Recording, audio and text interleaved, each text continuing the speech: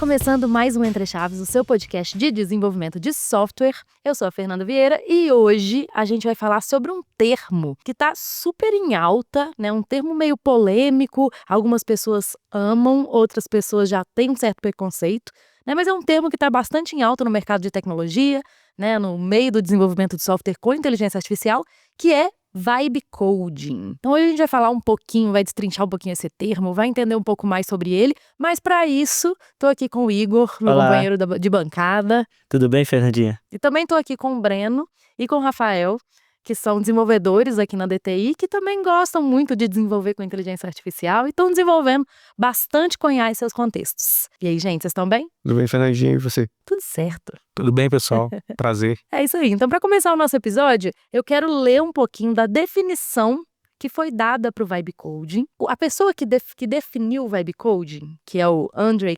Karpathy, numa entrevista que eu vi dele, ele falou que ele fez um tweet totalmente despretensioso, em que ele não quis, de fato, assim, estava com a intenção, né, ou com a pretensão de definir um nome de um termo, mas ele acabou fazendo isso. Nesse tweet, então, que ele fez, o que ele falou? Traduzindo aqui para o português. Tem um novo tipo de código de codificação que eu chamo de Vibe Coding, onde você abraça a vibe, abraça os exponenciais e até esquece que o código já existiu. E ele fala assim, eu aceito tudo, né? Eu dou um accept all sempre. Eu não leio mais GIFs. Quando eu tenho um erro, eu só faço um copy and paste ali nos comentários e normalmente ele corrige. Então, o código, ele cresce para além da minha compreensão. E normalmente as LLMs não conseguem corrigir um bug. E aí, nesses casos, eu só faço alguns workarounds, vou pedindo, ou então peço coisas até randômicas,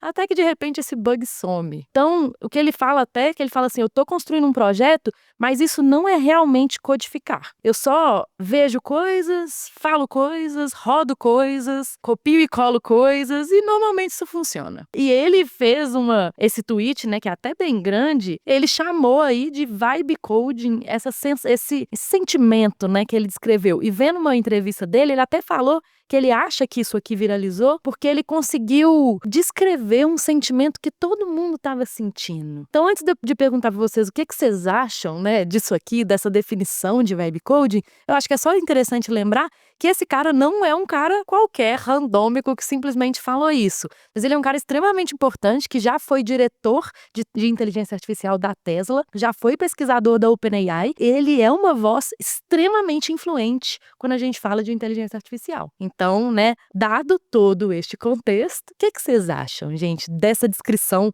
aí desse termo Vibe Coding? Vendo essa descrição, né, essa sugestão dele com esse tweet, eu acho que a proposta era incentivar mesmo o uso de IA para tirar ideias do papel, né, com abordagem que fosse bem simplificada e não exigisse um conhecimento aprofundado ali de onde e como que você ia fazer aquilo, né? Sim, eu acho que ele também, por ter trabalhado na OpenAI, muita gente comenta que foi mesmo para dar um boom mesmo, chamar a atenção de todo mundo, para o povo entrar nessa questão de programar sem programar, né? Gerar código e entrar na vibe. Então, eu acredito que foi mais por esse ponto mesmo. E se a gente pegar, né, esse mesmo cara, né, o Andrej Karpathy, ele também fez outra definição que eu acho que é bem interessante da gente ver sobre software, né, sobre mudanças de software, que foi o software 2.0 e o software 3.0, que tem tudo a ver com Vibe Coding, com usar IA para programar. Mas no final das contas, é como se o software 1.0 a gente programasse, né, do jeito tradicional e a gente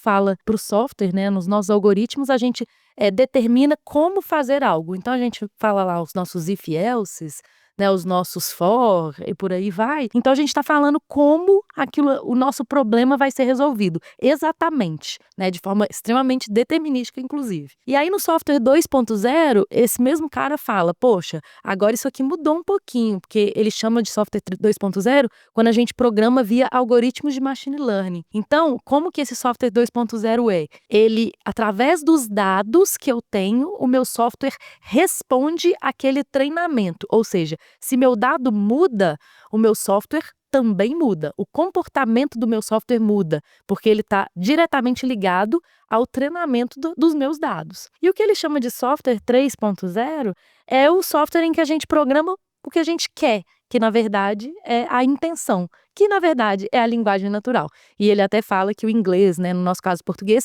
é a linguagem mais quente, né, mais sexy aí, para quando a gente programa a intenção, a linguagem natural. Esse cara, igual vocês falaram, né, talvez o que ele estava querendo dizer muito mais era, gente, usar IA é bom demais. Mais do que isso, talvez falar um pouco desse paradigma também que está mudando, que talvez em algum momento o código não vai ser realmente tão importante assim mais. E eu acho que assim, falando do desenvolvimento de software ao longo do tempo, você vê muitas ideias legais, ideias bacanas, que na hora que você vai colocar no papel, muita gente fala, pô, mas eu preciso pegar um desenvolvedor, preciso parar um time de desenvolvimento. Então, nessa abordagem, ele falou, opa, galera, eu tô fazendo algo aqui que eu não tô mexendo com algo extremamente técnico, eu tô realmente escrevendo ali em linguagem natural e tá sendo ótimo, eu tô conseguindo ter resultados. Então, acho que aí o mercado acabou se empolgando ainda mais, né? Hoje a gente sabe que tem um déficit de profissionais ali que atua na parte de programação, trabalhando diretamente com isso. Então, já a gente consegue colocar as ideias em práticas e começar a testar e obter alguns resultados. Exatamente, igual o próprio Rafa falou aqui, né? Habilita pessoas que nunca antes tiveram contato, background de programação, de tirar a ideia do papel. A gente fez um episódio aqui com o Frats, que é o embaixador da Lovable aqui no Brasil, um dos embaixadores, e ele é um cara que nunca não teve background técnico e estava saindo fazendo várias aplicações aí utilizando o Lovable, que é uma aplicação, né, um software de vibe code. Vamos falar assim que o código talvez não é o mais importante. Ele existe, mas ele não é o mais importante. Acho que democratizar a programação é o termo que eles estão usando, né? De ter esse brainstorm de ideias. Agora, as contribuições no dia a dia podem vir de pessoas diferentes, de especialidades diferentes, e a gente converter isso tudo no projeto final, no objetivo final. Então, assim, o designer não depender mais do desenvolvedor para poder gerar um protótipo, validar um conceito que ele tem ali rápido, senão ele vai perder essa ideia com a diretoria, por exemplo. Isso aí é uma coisa importante que o Vibe Code veio, assim, para ajudar. Eu imagino, assim, que muitos que estão nos ouvindo aqui hoje, né, no Entre Chaves, já testaram vibe coding, né, já vibe codaram de alguma forma, né, seja usando o Cursor, seja usando o Lovable, seja usando qualquer uma dessas outras ferramentas. Eu mesma adoro fazer um vibe coding, né, assim, eu não programo de forma mais profissional, né, de forma para clientes corporativos, já tem algum tempo, então eu adoro abrir o cursor lá e pedir as coisas e falar, nossa, que incrível, eu fiz esse aplicativo. E eu realmente sinto até que eu fiz esse aplicativo, mesmo não tendo, né, as minhas habilidades de codificação tão refinadas atualmente, né, ou tão, talvez um pouco enferrujadas, né. Mas talvez tenha alguém aí, né, que está nos ouvindo agora que nunca testou, nunca fez um vibe coding. Então, assim, como que vocês veem que é a prática, na essência, o que é fazer vibe coding? Eu acredito que seja um pouco assustador, né, você ver essa definição do vibe coding, você que é desenvolvedor, né, que se deparou com essa definição e pensou, como que eu vou passar a olhar agora o código como uma caixa preta, que eu não tenho conhecimento do que está sendo feito ali, e vou só pedir a IA para fazer e ver o resultado, ver como funciona. Só que na correria do dia a dia, eu acho que é bem importante citar isso, você já trabalha com desenvolvimento, só que às vezes você tem uma ideia que você queria colocar no papel, e aí por questão de tempo ali, de dedicação em parar e explorar isso, você acaba não explorando por essa limitação mesmo ali, ou até mesmo, eu vou precisar aprender tal coisa, eu vou precisar aprender tal tecnologia nova, e você atrasa, né, aquela ideia, colocar aquela ideia no papel. Quem que, né, nunca teve assim, nossa, eu tenho uma ideia incrível aqui, que eu vou ficar rico. Você chega morto do trabalho, não consegue executar. E com vibe coding, isso se torna possível, porque você vai, né, descrever o que você quer criar e vai interagindo ali com a IA para colocar aquilo em prática e ver resultados ali práticos mesmo. Claro que, depois para isso se tornar um software ou um sistema funcional, né, para você publicar, você teria que aplicar ali seus conhecimentos, mas você conseguiu explorar uma ideia muito mais rápido do que você teria ali se você tivesse que aprender todas aquelas tecnologias e executar aquilo ali. Eu acho que eu compartilho bem dessa visão mesmo, não tem muita diferença. Quando fala entrar na vibe, né, você passar o sentimento daquilo que você quer para o seu sistema, aquilo que você quer criar e deixar a IA entender e programar aquilo ali para você. Então, assim, é você acelerar ideias, é você pôr em prática. Às vezes você tem alguns problemas para resolver no dia a dia, até como desenvolvedor mesmo, você pode usar o Vibe Code para te dar mais de uma solução e você, com senso crítico ali, avaliar qual é a melhor. Às vezes você tira um pouquinho de cada solução e gera a sua solução final em cima daquilo ali. Então, assim, é uma ferramenta assim para acelerar o dia a dia com responsabilidade. Eu acho que uma coisa que o Vibe Coding nos ajuda muito é a fazer MVPs, né, tirar ideias do papel, que com certeza é o dos principais, talvez, né, focos aí do Vibe Coding. Eu li uma definição quando eu estava estudando um pouco mais de Vibe Coding e tudo mais, que o Vibe Coding, se você em algum momento conseguisse, se você tiver uma habilidade muito boa de conseguir fazer um prompt, né, uma engenharia de prompt perfeita, imagina que você realmente consegue expor em palavras tudo que você realmente deseja no seu software, mas de um jeito que você realmente, assim, você não dá nem contexto de mais, nem contexto de menos. Você meio que, tipo assim, consegue de fato tirar tudo que tá na sua cabeça, fazer uma coisa aqui e passar aquilo ali com linguagem natural pro seu software. Se isso fosse verdade e a gente conseguisse exprimir com muita clareza as nossas intenções, talvez o Vibe Coding fosse, assim, incrível. Talvez um dos problemas do Vibe Coding é justamente você conseguir fazer isso. Porque parece que é simples, né? Tipo assim, se eu falar exatamente o que eu quero, a IA vai fazer exatamente isso, né? E aí, se eu falo isso, parece que isso até poderia funcionar em ambiente corporativo, que é o nosso foco aqui, né? É trazer o Vibe Code para o ambiente corporativo. Então, parece que assim, se eu tivesse a melhor descrição do meu problema e passasse para IA, talvez até em ambiente corporativo ela funcionaria. Só que eu acho que é justamente esse o problema. O dar o contexto correto para IA é uma tarefa extremamente difícil. Tipo, muito difícil. E eu acho que isso é uma das coisas que inviabiliza o Vibe Coding corporativo, né? Então, eu queria a opinião sua, se vocês concordam com isso, né? Que dar o contexto para IA é muito difícil, e talvez por isso que a gente tem um tanto de formas, né, de dar esse contexto correto, e que é uma das coisas, assim, que no final das contas a gente acaba sofrendo aí com o Vibe Coding profissional, vamos falar assim. Eu concordo muito com essa ideia. Eu acho que por isso conhecer as nossas limitações humanas, né, de descrever o que a gente quer, é o que faz a gente buscar alternativas, né, uma segurança maior na hora de garantir que aquilo que você está descrevendo está completo, né, e vai ser utilizado da melhor forma pela IA. Né? Então, acho que no universo corporativo, essas preocupações é o que a gente tem mesmo para garantir que a gente não vai falhar nessa descrição, nessa definição. Esse é um caso legal que o meu primeiro contato com o Vibe Code foi tirar uma ideia que eu tinha, assim, de um projeto pessoal. Quem nunca teve uma planilha com seus gastos, uma planilha gigantesca, complexa, cheia de fórmula. Falei, não, peraí, deixa eu fazer uma aplicação aqui então, já que eu não vou perder tanto tempo definindo cuidando mais da parte do código, né? Então, o que eu fiz foi basicamente, habilitei o cursor, coloquei para executar lá todos os comandos, falei, eu quero com um clique que a minha aplicação tem que aparecer.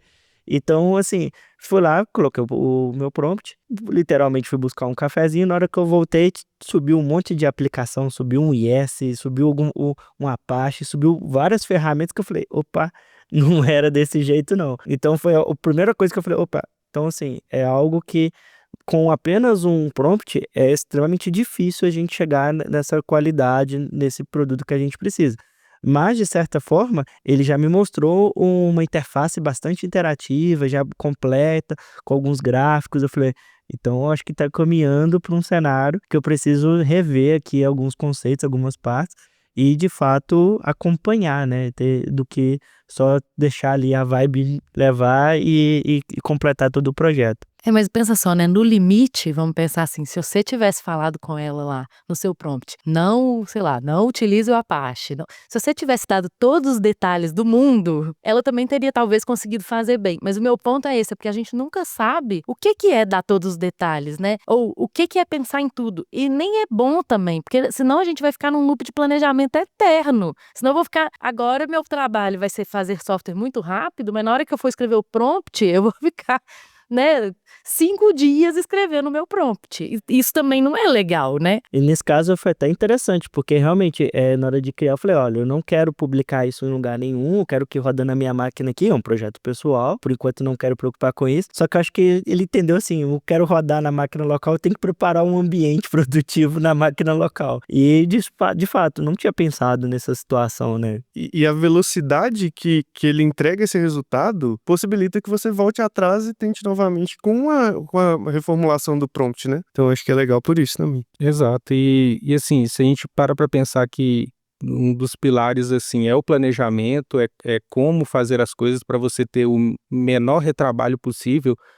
no final daquilo que você está gerando, então você tem que pensar praticamente em tudo, igual a Fernandinha falou. Então tem vários pilares que você tem que considerar, principalmente no ambiente corporativo. Você tem que considerar a segurança, então quais são os pontos principais de segurança que eu teria que olhar, a operação, quais são o fluxo que a gente tem que seguir no desenvolvimento, ter que revisar o código gerado. Então, assim, é muita coisa para preocupar que acho que gastaria muito tempo fazendo um planejamento gigante. Então, a gente tem vários recursos que a gente tenta colocar numa preparação de um projeto para começar a trabalhar com o Vibe Code de forma correta que tem que ser levado em consideração. Vamos entrar então um pouquinho mais de detalhe nesses recursos, que eu acho que isso acho que é uma das coisas mais importantes aqui que a gente pode discutir, né? Como então, e eu nem vou até usar um novo termo aqui, né? Porque vibe coding, querendo ou não, ele traz um certo preconceito, porque é justamente isso que você acabou de falar.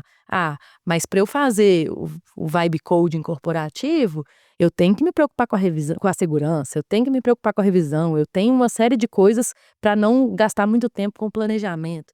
Então, assim, né, vão até chamar de AI-driven development, sei lá, né, que é um termo que eu tô costumando usar mais. Justamente porque quando você fala vibe coding, a pessoa vai para esse conceito aqui, né, que é o conceito assim, vamos entregar a vibe. E não é isso mesmo, né? E principalmente quando a gente fala de ambientes corporativos. É isso quando a gente fala de MVP, de tirar a ideia do papel, de testar rápido, é isso. Mas quando a gente fala de desenvolvimento corporativo para clientes e softwares que já estão, né, em melhoria contínua, que já estão escalados, pô, é muito difícil fazer vibe coding, né? Então, e aí? Como tornar, então, essa prática mais profissional? A gente quer usar o vibe coding para poder acelerar o desenvolvimento e entregar mais rápido. Entregar mais rápido é menos tempo e menos dinheiro. Se a gente pensar que todas as responsabilidades que tem, por exemplo, a gente tem várias práticas de engenharia de software que a gente utiliza para garantir os processos. Então, se a gente não tem uma forma de passar esse contexto para IA também, eu quero ser capaz de avaliar o código, que esse código gerado no final, qualquer desenvolvedor que olhe para esse código consiga seguir dali. É como se eu tivesse um código às antigas, que não foi gerado por IA, mas com o benefício da velocidade de ter sido gerado por IA. Então, acho que é bem por aí também. Então, é isso que você está falando, né? Que é tipo assim, é isso que a gente está perseguindo, né? O benefício do vibe coding, que é a velocidade, com certeza, mas talvez, né, criando alguns guardrails para que a qualidade, a segurança, né, e outros princípios de engenharia de software não sejam comprometidos, Sim, né? a linguagem clara, fácil de entender, então, assim, são vários pilares. A gente quer um projeto maduro, como é feito hoje no ambiente corporativo, mas de forma mais rápida, talvez na metade do tempo. Mas e aí, quais são o que fazer? Quais são as ferramentas? Conta aí pra nós, o que vocês têm, até o que vocês têm mesmo utilizado no dia a dia de vocês para fazer software mais rápido. Então, Vamos muito falar assim. na ideia do que a Fernandinha falou, vem surgindo também uma vertente, né, de Spec-Driven Development, que é o desenvolvimento baseado em especificação, onde o código é uma vertente que parece um pouco com o Vibe Coding, mas é uma contrapartida do Vibe Coding, porque você garante que você utiliza IA durante todo o processo, todo o ciclo de desenvolvimento, mas de uma forma muito controlada, em que a especificação, essa definição ali que a gente falou, né, da falha humana especificar, a especificação ela é muito bem feita com auxílio de algumas ferramentas de um framework que possibilita que você utilize IA para refinar, produzir código, né? E até mesmo a partir da revisão do código gerado. E nesse momento que eu estou fazendo essa parte funcional que você comentou, é algo que já é integrado com a IDE ou é algo que eu estou ali na minha ferramenta de gestão de backlog? Como que vocês estão fazendo isso? Então, a gente consegue trazer esse framework para a IDE, né? E utilizar isso, comandos desse framework para fazer todas as etapas de desenvolvimento, desde o refinamento técnico, funcional, técnico e a execução de fato daquele código. Então, o código deixa de ser o centro das atenções e passa a ser a especificação, de fato, do que você quer fazer. Eu acho assim, né, que o Spec Driven Development, ele até vale um outro episódio aqui só dedicado a ele, porque o princípio dele é muito legal, mas é isso que você trouxe, né, que eu acho que tem tudo a ver com Vibe Coding, que o Spec Driven Development, ele também parte desse princípio de que o código não é o mais importante, né? O código, ele deixa de ter prioridade e a especificação passa a ter prioridade, que tem tudo a ver com o que o Andrei aqui falou, né, em relação a esconder o código, em relação ao software 3.0, que eu programo intenção, né, ou seja, a minha intenção, ela vale mais do que o meu como, né, e quase como você falou também no início, que se eu tenho a intenção, talvez o código, como ele é tão pouco importante que eu posso até jogar ele fora e fazer de novo se precisar, né? O Spec Driven Development e seus vários frameworks que hoje existem, que estão aí no mercado, eu acho que são com certeza uma forma assim da gente profissionalizar essa prática de entregar com qualidade, com segurança, né, mas sem perder a velocidade que o próprio programação com IA nos dá, né?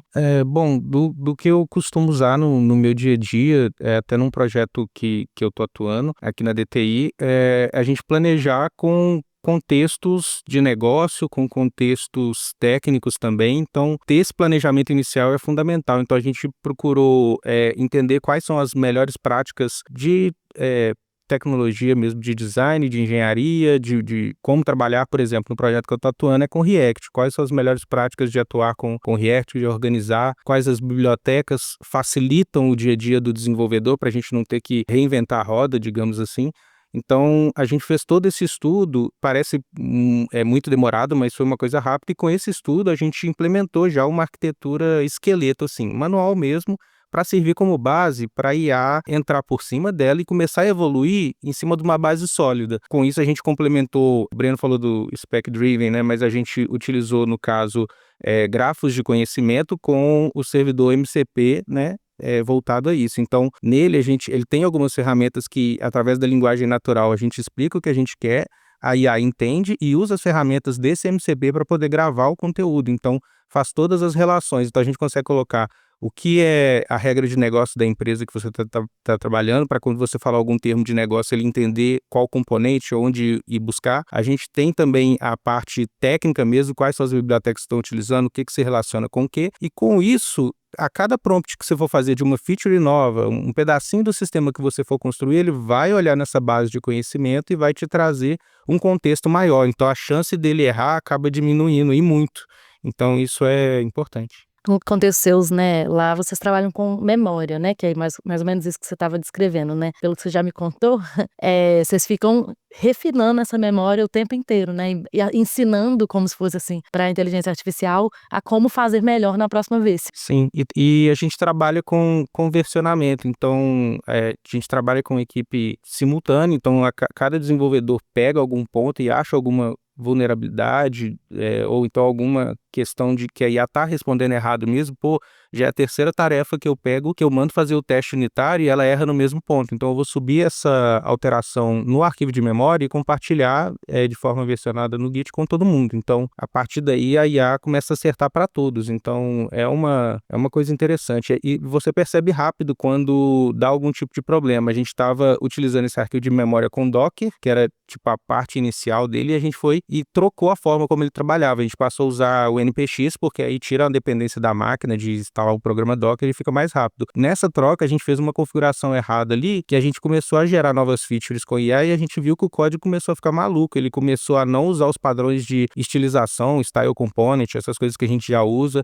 Começou a criar as coisas fora do lugar, teste que deu uma pasta específica, soltou na raiz do projeto. Então a gente começou a ver que tinha alguma coisa errada. A gente achou o problema de configuração, ativou e aí a gente deu valor realmente a você ter um arquivo de memória melhora a todo momento, a cada prompt que você utiliza. Mas depoimento seu é muito legal, assim, né? Porque é de fato vendo como a diferença mesmo do que a gente está falando. Você acabou de instanciar aqui o que a gente está falando, que é, se eu for lá sem fazer esse tanto de configuração, sem dar realmente o melhor dos contextos para IA, ela vai ficar maluca. E claro, para projetos que eu estou iniciando do zero, que normalmente são esses que a gente falou antes, que o vibe coding é ótimo, né? Tirar a ideia do papel, que são normalmente projetos que eu estou iniciando do zero, não tem tanto problema IA ficar maluca nesse sentido, né? Assim, ela vai ter um padrão que ela vai seguir e pronto. Mas quando eu já tenho padrões corporativos, regras, contexto, né, uma estrutura de pastas muito bem feita, é claro que eu quero que ela gere as coisas no lugar certo, do jeito certo,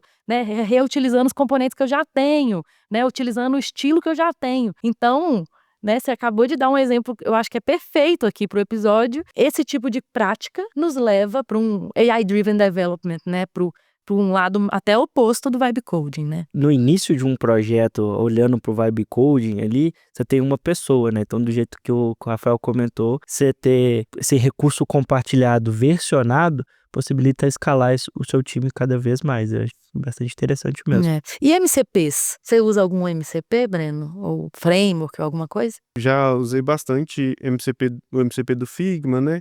Então, assim, é uma forma de usar a engenharia de contexto, que é você ter uma base de dados ali para te auxiliar, né, auxiliar a IA na tomada de decisões, né? Você restringe um pouco mais o que vão ser as respostas da IA. Então, vai muito no que o Rafa falou, né? E, assim, até puxando um gancho no que o Rafa falou sobre versionamento das regras, um ponto importante ali quando você está aplicando o vibe coding, ou até mesmo a geração no geral de código usando IA, né? O versionamento do código, ele se torna essencial para você conseguir voltar atrás em coisas que não deram tão certo e conseguir salvar aquilo que deu certo, né? E você consegue ali gerenciar melhor, em vez de, né, gerar um monte de coisa com IA e perder o controle do código que você está gerando.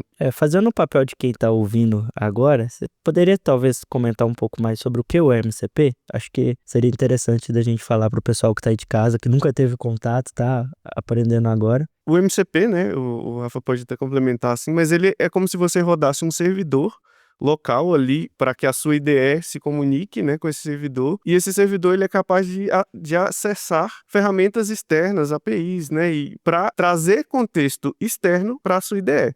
Então, esse seria ali a aplicação de um MCP. Igual o Breno falou, né, o MCP, então, ele é uma forma da gente conseguir padronizar a comunicação entre a IA e os diferentes contextos que tem. A gente pode usar as ferramentas que o MCP disponibiliza para simplesmente a IA não fazer o que ela quiser, correr o risco de alterar algo que não podia, sei lá, na AWS, no Stripe, alguma coisa assim, e consegue também receber informações de contexto. Então, você pode ter vários servidores MCP hoje para acelerar o seu desenvolvimento. Do Figma é interessante, tem muito projeto que está pegando protótipos e está transformando em código só através de um link do Figma, que eles chamam de frame link, né? Tem outras formas de fazer também, mas o importante é que você hoje pega um protótipo e passa para IA através do link e ela gera o mais fiel possível. Em alguns casos aí chega, sei lá, 90% de fidelidade e você tem que ajustar uma coisa ou outra. Se você tiver outros complementos de servidores MCP, como o de memória, por exemplo, ele vai entender que aquilo que ele tirou do Figma,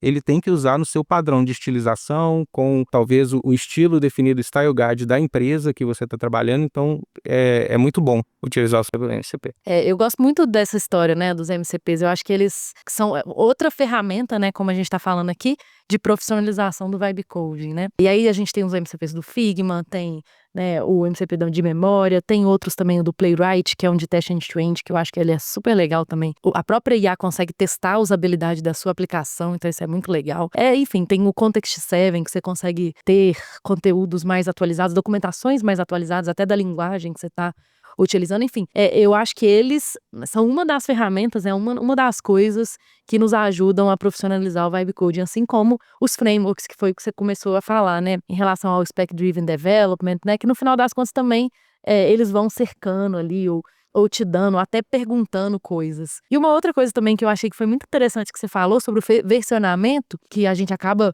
se a gente não fica versionando com frequência, a gente pode até perder o controle, às vezes, do código. Alguns dos frameworks, eles inclusive fazem isso por padrão. Depois que você acaba de planejar e tudo mais, e você vai executar, a cada task, por exemplo, que você executa, ele já vai lá e já abre um commit no seu branch e pronto, porque ele justamente fica tentando que você tenha o maior controle possível das suas alterações, né? Mas falando de controle de código, eu queria ouvir a opinião de vocês. Se vocês, usando esses princípios do Vibe Code, mas em ambiente corporativo, utilizando esse AI-Driven Development, né, que eu nomeei aqui, se vocês sentem que vocês perdem um pouco do controle do código, quase como se aquele código não fosse seus, ou não, ou se isso tá tranquilo para vocês. Eu acho que faz parte, né, no ambiente corporativo e a gente como desenvolvedor usando ferramentas de IA, a gente entender essas ferramentas como um assistente e não como a fonte da verdade ali, né? Então, assim, o estado atual da IA, ela gera códigos muito bons, mas não exime a gente de fazer a validação e avaliar aquele código, né? Então, ali, né, vamos supor que a gente veja a IA como um desenvolvedor júnior ou um estagiário ali que está te auxiliando, né? Todo código que vai ser gerado por SA precisa passar por uma validação crítica, aplicando ali os conhecimentos que a gente tem, principalmente porque se a gente desenvolve mais rápido usando IA, a gente corre risco de colocar riscos de segurança ali no que a gente está gerando. Então, ter uma validação e ter uma operação bem estruturada para garantir que esses riscos não vão para a produção, né, é o que garante ali, né, um desenvolvimento usando IA seguro, de fato, no ambiente corporativo. No começo eu senti um pouco que eu estava perdendo o controle, assim, ao usar a IA para construir alguma feature, e principalmente alguma coisa que eu nunca trabalhei na vida, numa API que eu nem conhecia. Então eu procurei achar boas práticas ali para me organizar mesmo com o próprio IDE, o próprio Git ali, de eu pedir o que eu quero da forma mais clara possível, já utilizando todos os contextos que eu tenho, MCP, tudo que podia. O código gerado, eu gastar um tempo ali revisando mesmo, olhando todo o código gerado, entendendo o que presta, o que não presta. Aí eu vou e separo, tem uma forma de você separar no Git, separa o pronto, né, aquele stage, de você já deixa separado aquilo que já foi revisado, aquilo que não tá, até você conseguir chegar numa solução. Se tiver algo que não tá legal, aí você pode mesmo mandar, cuidado com os tokens, né? Mas você pode mandar de volta para a IA e pedir para refinar um pouco, ó. E até coisas interessantes que ela gerou, que eu cheguei e falei assim, cara, você tem certeza que isso tá certo? Aí ela falou, não, eu acho que não tá. Aí depois eu revisa de novo, não, eu acho que tá. Então ela meio que se confunde. Então, se você não tiver expertise para orientar ela pelo caminho que ela tem que seguir, aí você pode ficar meio louco mesmo. Eu queria pegar um gancho e até fazer uma pergunta para vocês, do que vocês têm de dicas para desenvolvedores mais júniores, pessoas que estão começando agora e tá nessa era de Vibe Code, porque eu acho que foi uma coisa que os dois comentaram em comum, que é a questão de fazer uma revisão de código, analisar aquilo que está sendo feito. O que vocês têm de dicas assim para quem está começando, como aprender e fazer essa revisão? Não se assuste, você não vai perder seu emprego. Eu acho que o que auxilia muito quando você está gerando código com IA, que você não sabe de fato ali como que aquilo funciona, se você é um júnior, se você é um estagiário ali que está usando IA, já chegou usando IA, né? Pedir para a IA gerar o código e documentar aquilo que está sendo gerado, te explicar, vai te ajudar a entender, vai te ajudar a ter o senso crítico de avaliar se aquilo ali faz sentido mesmo com o que você está criando. Mas boa dica, eu gostei, assim, né, de pedir para documentar, você entender, né, porque no final das contas, né, a IA tá gerando tudo, mas o dev ainda, e como a gente tá nesse momento de transição, o dev ainda precisa de ter muito contato com o código, né, então é muito importante que ele continue sabendo explicar o que foi feito, né, então, e saber, assim, até por que certas decisões foram tomadas, né, por que eu faço desse jeito, por exemplo, sei lá, por que eu não coloco 5 for, um aninhado no outro, sabe? Por que eu tô resolvendo esse negócio de outro jeito? A pessoa tem que saber explicar isso, né? E eu acredito que hoje ainda, por mais que tá tendo essa evolução, a gente ainda tem que valorizar o desenvolvedor júnior e todo o trabalho que ele tem de aprendizado, tanto que ele contribui com a empresa hoje em dia, porque assim, é muita coisa que a gente tem de processo que tem que ser feito, de manutenção no sistema, que não necessariamente a empresa vai colocar um sênior para mexer com tudo, então a gente já sabe que isso não acontece e a IA não vai entender o porquê das coisas. A gente passa o como para ela, mas o sentimento do porquê ela não vai. Então assim, muita gente acha, vou perder meu emprego. Não, você não vai perder seu emprego por enquanto, mas é importante você entender que a IA não vai desenvolver por você no sentido de te liberar da responsabilidade. Então, você vai usar ela como uma ferramenta para acelerar o seu desenvolvimento, vai gerar código mais rápido para você, mas não ganha quem gera código mais rápido, é quem entende melhor aquilo que está sendo gerado. Então, acho que esse é o princípio que tem que seguir, partindo do princípio que você sabe explicar o código que você gerou, que você tem essa responsabilidade, então segue o caminho normal, sabe? Você só ganhou velocidade. No final das contas, assim, o desenvolvedor continua sendo responsável, né, por aquela entrega, né? Não adianta, né, a gente achar que eu usei IA na hora que colocou em produção, se der um bug, não, então vamos lá cobrar da IA, né? Não vamos, né? Porque quem vai estar ali, né, sendo responsável continua sendo o desenvolvedor, né? Então, no final das contas, é muito importante ainda a parte de revisão. E talvez nunca deixe de ser importante mesmo, né? A gente revisar muito bem o código e tudo mais. Uma outra coisa que eu gostaria da gente conversar aqui também é sobre a parte de segurança, porque eu acho que quando a gente fala sobre vibe coding, a primeira coisa, né, para quem é mais cético um pouco, é assim, a IA vai só produzir código inseguro. Tem até uma pesquisa do Veracode, claro, né, a gente pode guardar o viés pelo Veracode ser uma empresa de segurança, mas que fala que dos códigos gerados por IA, 45% do código implementado por IA, das escolhas feitas de implementação, são inseguras. De alguma forma, abrem brechas para vulnerabilidades no código. Então, isso, para mim, é um dado realmente alarmante, assim, se a gente for pensar. E aí, se a gente faz o vibe code, que eu acho que é o principal, né, que eu até falei no início da polêmica, dos haters, dos preconceitos, que é isso, né? Se eu faço um código totalmente sem olhar o que eu tô fazendo, a chance de ter uma brecha ali de vulnerabilidade é enorme, né? A chance, né, da gente fazer o nosso MVP rápido,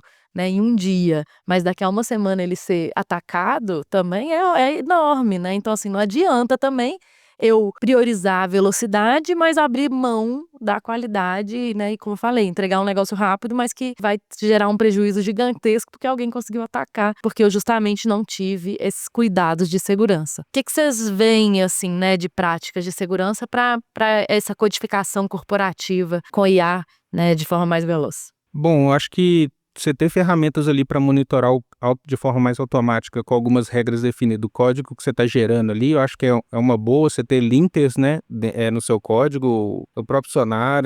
Eu uso o ESLint, por exemplo, no código que está sendo gerado. A gente separou um scriptzinho que ele atua em cada commit, então o commit é mais demorado, mas ele roda o ESLint, roda todos os testes automatizados que a gente tem relacionados àquele código que está sendo alterado. Então tem uma série de validações que é feita. Você pode colocar ferramentas de SAST ali para atuar no código que está sendo escrito, e depois, quando você sobe isso para um pipeline, pode usar ferramentas de DAST também para poder atacar o ambiente de testes e procurar vulnerabilidades. Tem isso também. E o Sonar também no pipeline também é interessante, contanto que você padronize as regras do seu linter e do Sonar para que eles não achem coisas diferentes, você não tenha retrabalho, né? Então são práticas interessantes que você pode adotar. Conforme o Rafa falou, né, o segredo fica bem na operação da mesma forma que era a geração de código manual. Então a gente reforça essas práticas de validação de código, além da validação humana, né, e reforça ainda mais a validação humana, a validação em dupla, né, um code review ali, para garantir que a entrega vai ser funcional. E eu acho que talvez completando até um pouco mais a resposta dos meninos, eu acho que trazer o tema segurança pro início do desenvolvimento ali no momento que a gente está escrevendo o nosso prompt ali, na hora que a gente está descrevendo nossas atividades. E trazer isso pro início, eu acho que já garante na hora de passar para IA, na hora de eu fazer o meu vibe encode corporativo, eu ter algo já, porque ela olhou para aquele tema, olhou para aquele lado ali. Talvez um exemplo do Rafael é adicionar isso da memória do meu projeto, algumas E até os práticas frameworks, ali. né, o que o Breno citou também do Spec Driven Development, muitos deles, né, vou colocar aqui o Spec Kit, por exemplo, mas enfim, muitos deles têm também dentro dos seus próprios prompts requisitos de segurança que eles também não deixam passar, né, no sentido assim de te fazer minimamente refletir sobre eles. E também esses frameworks nos ajudam também bastante para fazer isso que você falou, Igor, de levar, né, a segurança para a especificação. Mas um negócio muito interessante que você falou, Breno, que eu não queria deixar passar, era a operação do time. A importância que a gente, mesmo com vibe coding, com, né, que a gente está chamando aqui de AI Driven Development, ou, né, quando a gente nem tinha IA, a operação do time sempre foi muito importante. Aqui na DTI a gente tem o DTI Flow, que é o jeito que a gente expressa, né, como um time deve operar no seu dia a dia. E isso aí não perde valor, né, não perde relevância, porque existem certas tarefas que continuam sendo muito importantes, de revisão, de pareamento, né, de repasse, de entendimento, tudo isso que são princípios que lá atrás eram importantes, continuam sendo importantes. Então não adianta a gente achar, né, que um time vai ser extremamente veloz se a operação dele tá horrível, né? Porque no final das contas ele pode até ser veloz, mas ele vai provavelmente enfrentar um tanto de problema, né, se ele não tiver cercando esses problemas operacionalmente, né? Se ele não tiver fazendo uma boa revisão de código, enfim, se ele não tiver ferramentas que, né, instrumentam o pipeline dele, se ele não tiver preocupado com a qualidade. Acho que o Vibe Coding, ele usado com segurança, ele atua ali na camada do desenvolvedor de gerar o código, mas somente. Todo o processo de coisas que a gente tem, igual a Fernandinha citou, são importantes até porque são precauções para problemas já conhecidos, que a gente já sabe que se não for por esse caminho vai dar problema. Tem alguns estudos mostrando que o código da IA gerado, ele tem uma certa assinatura ali que as ferramentas hoje de ataque de hackers estão conseguindo detectar. Pô, esse código aí ele foi gerado por IA. Então, assim, a forma do atacante antes pegar um sistema comum e explorar ele era uma. Agora, com a IA, ele já consegue automatizar a forma dele procurar vulnerabilidades, porque ele sabe o que mais ou menos a IA vai gerar. Esse código que a IA gera é amplo, aberto para todo mundo. Então, tem vulnerabilidades e agora está mais fácil de explorar. Então, a velocidade que você programa, hoje em dia, também é a velocidade que o seu sistema pode ser hackeado. Totalmente. A gente até fez um episódio aqui sobre segurança e que ataques, né, novos ataques com inteligência artificial. E o Dantas, na época, né, nosso convidado, ele falou sobre um ataque extremamente bem interessante que vai um pouco nessa linha que você trouxe. Que basicamente assim, os caras, né, os atacantes, eles começam a ver quais são as bibliotecas que normalmente são sugeridas, que não são corretas, tá? Bibliotecas ou deprecadas ou que não existem, que são sugeridas pela IA, e começam a subir sites maliciosos no endereço dessas URLs, como se fosse assim. Eu subo um conteúdo malicioso na onde que deveria estar a biblioteca legítima. Como eu sei que a IA sugere isso muito, eu vou lá, subo esse conteúdo, pronto, né? O ataque está feito. Então, é isso, assim, muitos ataques são possibilitados aí com a inteligência artificial também, né? Bom, gente, acho que falamos bastante aí sobre Vibe Coding, né? Mas mais do que isso, como que a gente pega esse princípio muito bom do Vibe Coding, que é de ter coisas com mais velocidade, né? Produzir software de forma mais rápida e consegue escalar isso, vamos falar assim, de forma corporativa, né? Consegue fazer isso ficar viável, né? Essas coisas que a gente foi falando, essas dicas, essas reflexões que a gente foi trazendo aqui, eu acho que são extremamente importantes porque a gente não pode ignorar, gente, que de acordo com o Stack Overflow em 2025, 84% dos desenvolvedores já usam ferramentas de IA, né? Então já estão de alguma forma gerando código com IA. E tem um outro dashboard, né? O Vibe Coding Dashboard de 2025 fala que a IA já é responsável por gerar 41% dos novos códigos. Então, assim, a gente, né, principalmente quando a gente vai colocar um produto no mercado, né, vai colocar algo de fato na mão do usuário final, a gente precisa estar atento a todas essas práticas que a gente foi falando, né? A gente precisa estar atento a como desenvolver muito bem, utilizando os melhores contextos. A gente falou aqui de MCPs, frameworks, falamos aqui um pouquinho das próprias ferramentas. O Rafa falou um pouquinho aí de gestão de token, mas também de escolher os bons modelos, como que a gente vai fazer, mas também de como equipar a nossa equipe com boas ferramentas nos nossos pipelines, a ter uma boa operação, a fazer uma boa revisão de código, a garantir qualidade, garantir segurança. Então, assim, são muitas coisas, são muitas nuances, né, que a gente precisa ficar atento quando a gente fala de codificação com IA profissionalmente. No final das contas acho que o recado final desse episódio aqui utilize muito, gente, IA. Realmente, utilize muito inteligência artificial, né? Mas explore também essas coisas que vão te criando condições, ambientes de você criar, inclusive, o seu código de forma mais assertiva. Pode ser que isso comprometa um pouquinho a velocidade? Pode ser, né? Quando a gente usa um framework, um MCP, uma memória, né? Você até falou aí da ferramenta de segurança que às vezes atrasa um pouquinho o commit. Pode ser que isso comprometa um pouquinho a sua velocidade, mas o seu ganho vai ser tão maior, o seu retrabalho vai ser tão menor, que no final das contas, eu chuto dizer que sempre vale a pena. A não ser, talvez, naquele vibe coding lá que eu falei, que é totalmente o meu projetinho pessoal ali, tranquilo. Aí esse aí, gente, abraça a vibe. Faça o prompt e vai buscar um Vai cafezinho. buscar o café, toma uma cerveja, programa por voz e vambora, né? Assim. E é isso aí. Então é isso, pessoal. Até a próxima. Tchau, tchau. Obrigado, pessoal. Obrigado, Legal, pessoal. pessoal. Valeu.